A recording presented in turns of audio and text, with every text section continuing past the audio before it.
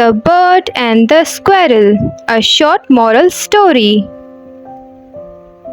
One day, a little bird came looking for food. The bird looked around and saw a mango on a mango tree. It was a ripe mango. The squirrel was eating that mango. The bird came near the squirrel. The squirrel was afraid of the bird and went aside. The bird started eating the mango. The bird saw the squirrel was looking sad. "Come, squirrel, let's both eat this mango," said the bird. Squirrel was very happy. The bird and the squirrel ate the mango happily.